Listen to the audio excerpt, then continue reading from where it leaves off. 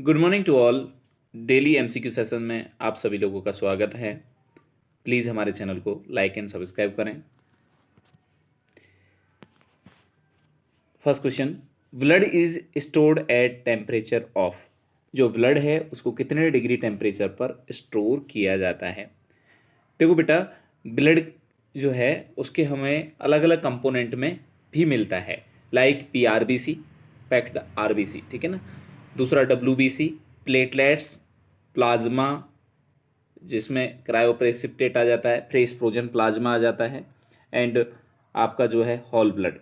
तो नॉर्मली आप जो ब्लड को स्टोर करके चलते हैं वो 2 से 8 डिग्री सेंटीग्रेड पर आप क्या करते हैं, स्टोर करते हैं, ठीक है। जबकि अगर मैं बात करूं प्लाज्मा की, तो प्लाज्मा को हम -20 डिग्री सेंटीग्रेड के आसपास उसको क्या करते हैं, हम स्टोर करते हैं। और जो हमारा प्लेटलेट्स होती है उसको हम +22 से 24 डिग्री सेंटीग्रेड पर हम स्टोर करते हैं। तो आंसर क्या होगा, आप लोगों का सीधा आंसर जा रहा होगा ए। बेटा देखें, पीछे वाली जो वैल्यू है वो डिग्री फॉरनाइट में लिखी हुई है, आप कंफ्यूज ना हो, इस तरीके के क्वेश्चन आपको पेपर में मिलते हैं। तो आंसर होगा डी। ठीक है, आपको अच्छा परसेप्शन था कि 2 से 8 डिग्री सेंटीग्रेड होता है, बट सेंटीग्रेड नहीं लिखा हुआ है यहाँ ऑप्शन में और डिग्री फॉरनाइट है। इस तरीके की कुछ कन्फ्यूजन्स जो होते हैं पेपर में दिए जाते हैं। तो आंसर होगा इसका डी। दूसरी चीज, इसमें से पहचानिए ए और बी में से कौन सा BT सेट है और कौन सा नॉर्मल IV सेट है। तो सर ए वाला जो है वो BT सेट है और बी वाला जो है वो IV सेट है। देखो बेटा, इसके अंदर जो फिल्टर, अलग से फिल्टर लगा हुआ है, दिख रहा होगा आपको, ये BT सेट होता है। इसमें देखो आपको ऐसा कोई चैम्बर नहीं दिख रहा है, ये आपका क्या है, नॉर्मल IV सेट है। इसकी जो फिल्टर की जो साइज होती है वो कितनी होती है, 170 से लेके 200 माइक्रोन, ठीक है। Next question, RL content. RL के अंदर कौन कौन से कंटेंट प्रेजेंट होते हैं, sodium, potassium, calcium. Second option sodium, potassium, magnesium. Third option sodium, magnesium. और fourth option is dextrose, glucose. तो ये बात तो हमें क्लियर हो जानी चाहिए कि RL के अंदर डेक्सट्रोज प्रेजेंट नहीं होता है, ठीक है। दूसरी रही बात, देखो बेटा, अगर यहाँ बात करूं मैं कि इसके अंदर क्या क्या कंटेंट हैं जो इसके अंदर प्रेजेंट होते हैं, तो ये आपकी रिंगर लैक्टेट की जो बोतल है उसका फोटो है। देखो इसमें लिखा हुआ है सोडियम लैक्टेट इंजेक्शन या रिंगर लैक्टेट सॉल्यूशन। तो एक बात तो क्लियर हो जाती है कि इसमें एक तो सोडियम लैक्टेट प्रेजेंट होगा, एक सोडियम क्लोराइड होगा। ये 2 चीज़ें तो क्लियर हो जाती हैं। दूसरी चीज़, देखो बेटा, इसमें 3 चीज़ आप ध्यान रखें। देखो इसकी बोतल में देखो आप, सोडियम लैक्टेट है, सोडियम क्लोराइड है, पोटेशियम है, कैल्शियम क्लोराइड है, ये चीज़ें। तो मतलब मैं ऐसे कह सकता हूँ सोडियम, पोटेशियम, कैल्शियम। तो मतलब sodium chloride, potassium chloride, calcium chloride ये प्रेजेंट होता है और इसके अंदर लैक्टेट प्रेजेंट होता है। लैक्टेट को याद करना ईजी है, सोडियम क्लोराइड को याद करना ईजी है। इसमें पोटेशियम और कैल्शियम और प्रेजेंट होते हैं। आपके नॉर्मल सलाइन में ओनली सोडियम क्लोराइड प्रेजेंट होता है, जबकि इसमें सोडियम क्लोराइड के साथ में पोटेशियम क्लोराइड और कैल्शियम क्लोराइड भी प्रेजेंट होते हैं। और एक एक्स्ट्रा लैक्टेट तो है ही, वो हम इजीली याद रख पाएंगे। तो इसका आंसर क्या हो जाएगा, सोडियम, पोटेशियम और कैल्शियम प्रेजेंट होते हैं। मैग्नीशियम हमने कहीं नहीं पढ़ा है, मैग्नीशियम होगा नहीं, डेक्सट्रोज वैसे भी नहीं होगा इसमें, ठीक है। Next question, 1 pint of 10% dextrose yield how much of calories. अब पहला क्वेश्चन इसमें ये आता है सर कि पिंट का मतलब क्या होता है। तो बेटा 1 पिंट का जो मीनिंग होता है वो होता है 500 ml। 1 पिंट का मीन्स क्या होता है, 500 ml।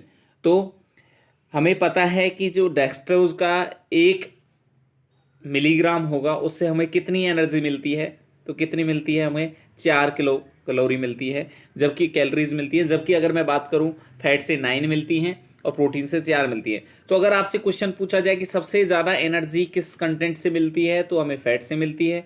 और अगर मैं बात करूं कि डेक्सट्रोज से कितनी मिलती है, तो डेक्सट्रोज से 1 से 4 मिलती है, ठीक है। तो अब यहाँ पर कितना है, 1 पिंट मीन्स क्या है, 1 पिंट का मीन्स क्या है साहब, 1 पिंट का मतलब है आपका 500। 500 इंटू 4 करेंगे, आंसर कितना आएगा, 200। तो आंसर क्या हो जाएगा हमारा, 200। क्लियर, आगे बढ़ता हूं। The best position for examination of the rectum is. Rectum को एग्जामिन करने के लिए बढ़िया पोजीशन कौन सी होगी। देखो बेटा, इसमें अगर मैं बात करूं, prone position, Sims position, knee chest position, लीचेस्ट पोजीशन, लिथोटोमी पोजीशन।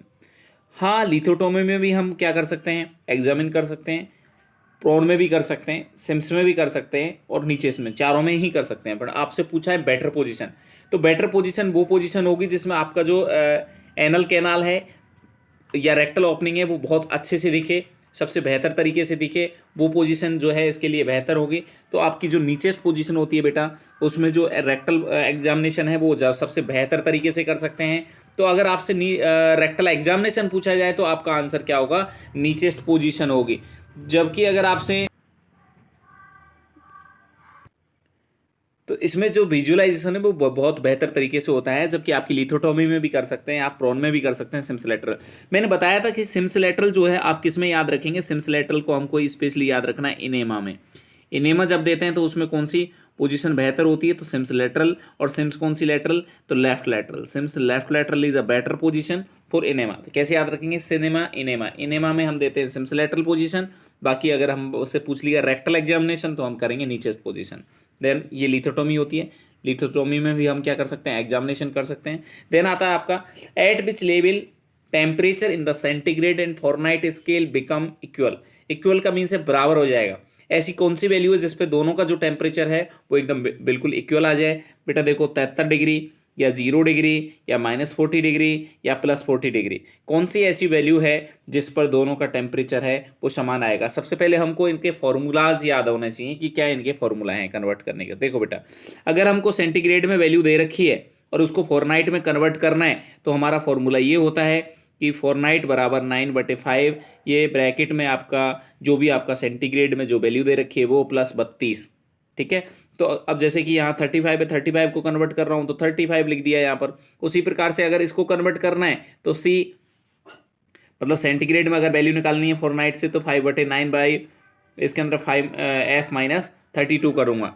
अब देखो बेटा इसमें कौन सी वैल्यू है मैं लगा के देख लेता हूँ, एक बार -40 लगा के देख लेता हूँ इसमें। ठीक है, अगर मैं -40 लगा के देखता हूँ, यहाँ पर मैं -40 रख देता हूँ। अगर मैं यहाँ पर -40 रख देता हूँ तो देखो -40 प्लस आपकी बात करके चल रहे हैं +32, ये है आपकी वैल्यू। अब खुद सोचो, ये सबसे पहले मल्टीप्लाई करेंगे और जब इसको मल्टीप्लाई करेंगे यहाँ पर तो आपका आंसर कितना निकल के आएगा, कितना निकल के आएगा आपका आंसर, कितना आंसर निकलेगा, करो मल्टीप्लाई। -40 है, इसको आप, या फिर मैं ऐसे डायरेक्टली कर लेता हूँ, इसको -40 है यहाँ पर, इसको 5 से इसको काट देते हैं, ये -8 आ जाएगा। -8 × 9 करेंगे, ये कितना आ जाएगा, 9 × 72, ये 72 आ जाएगा। ठीक है, और वो भी माइनस वाले आएगा, और -72 और +32 कितना आ जाएगा, -40, -40 आ जाएगा। तो अगर मैं यहाँ पर 40 वैल्यू रखता हूँ तो इसका आंसर भी 40 आ जाता है। तो अब इसको कन्वर्ट दोबारा करके देख लो, बात बराबर ही रहेगी। इसको इधर करो या इधर करो, आंसर वही आने वाला है 40। तो इसका आंसर क्या होगा बेटा, इसका आंसर हो जाएगा -40 डिग्री। ठीक है, तो अगर आप सेल्सियस को फॉरनाइट में कन्वर्ट करें या फॉरनाइट को सेल्सियस में कन्वर्ट करें, आपका आंसर जो है -40 का बराबर रहेगा, दोनों बराबर इक्वल वैल्यूज में कन्वर्ट हो पाएगा। ठीक है, thank you for watching. Please हमारे चैनल को लाइक एंड सब्सक्राइब करते रहें।